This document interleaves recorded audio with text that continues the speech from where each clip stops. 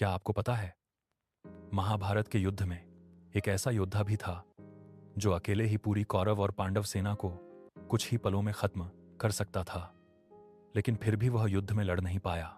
यह कहानी है भीम के पोते बर्बरीक की, जिसे आज लोग खाटू श्याम के नाम से भी जानते हैं। बर्बरीक का जन्म। भीम के पुत्र घटोत्कच एक महान राक्षस योद्धा थे।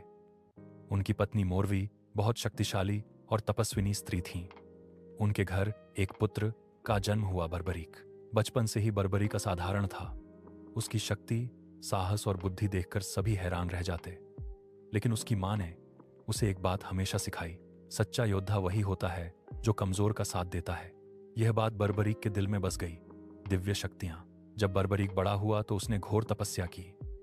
उसकी तपस्या से प्रसन्न होकर भगवान शिव प्रकट हुए।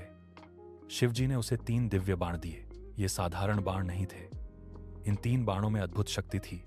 पहला बाण दुश्मनों को चिन्हित करता था, दूसरा बाण मित्रों को चिन्हित करता था, तीसरा बाण पहले चिन्हित किए गए सभी दुश्मनों को एक ही पल में नष्ट कर देता था। इसके अलावा बर्बरीक को अजेय धनुष भी मिला।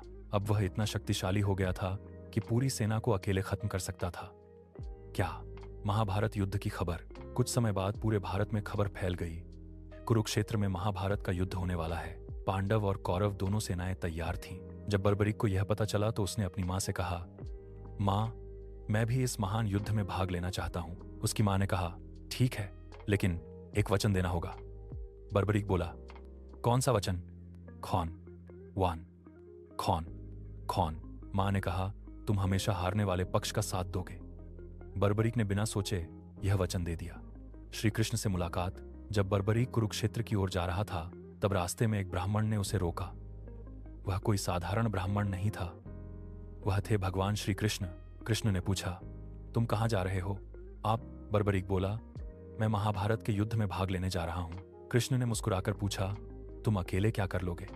हाँ, बर्बरीक बोला, मेरे 3 बाण ही पूरी सेना के लिए काफी हैं। कृष्ण ने उसकी परीक्षा लेने की सोची। उन्होंने एक पीपल के पेड़ की ओर इशारा किया और कहा, अगर तुम इतने शक्तिशाली हो तो इस पेड़ के सभी पत्तों को एक बाण से भेद कर दिखाओ। बर्बरीक ने अपना बाण चलाया। बाण बिजली की तरह निकला और एक एक करके सभी पत्तों को भेदने लगा। लेकिन कृष्ण ने एक पत्ता अपने पैर के नीचे छुपा लिया था। फिर भी बाण घूमकर कृष्ण के पैर के पास आने लगा। कृष्ण समझ गए, यह योद्धा सच में अद्भुत है। कृष्ण का बड़ा निर्णय। अब कृष्ण ने बर्बरीक से पूछा, तुम युद्ध में किसका साथ दोगे। बर्बरीक बोला, जो पक्ष हार रहा होगा मैं उसका साथ दूंगा। कृष्ण तुरंत समझ गए कि अगर बर्बरीक युद्ध में उतरा तो क्या होगा। अगर वह पांडवों का साथ देगा तो कौरव हारने लगेंगे, फिर वह कौरवों का साथ देगा, फिर पांडव हारेंगे और यह चक्र चलता रहेगा। अंत में युद्ध में सिर्फ बर्बरीक ही बच जाएगा। इसलिए कृष्ण ने एक कठिन निर्णय लिया। उन्होंने ब्राह्मण रूप में बर्बरीक से दान मांगा। बर्बरीक बोला, मांगिए, मैं सब दे दूंगा। कृष्ण बोले, मुझे तुम्हारा शीश सिर चाहिए। कुछ पल के लिए सब शांत हो गया, लेकिन बर्बरीक एक सच्चा योद्धा था। उसने बिना झिझक कहा, अगर यह धर्म के लिए है तो मैं अपना सिर देने को तैयार हूं। तब कृष्ण ने अपना असली रूप दिखाया। बर्बरीक ने खुशी से अपना सिर दान कर दिया। युद्ध का साक्षी।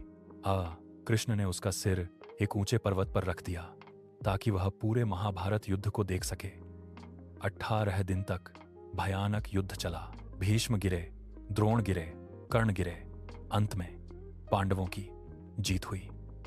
पर युद्ध के बाद पांडवों में विवाद हुआ, इस युद्ध में सबसे बड़ा योगदान किसका था। तब कृष्ण बोले, इसका उत्तर बर्बरीक दे सकता है।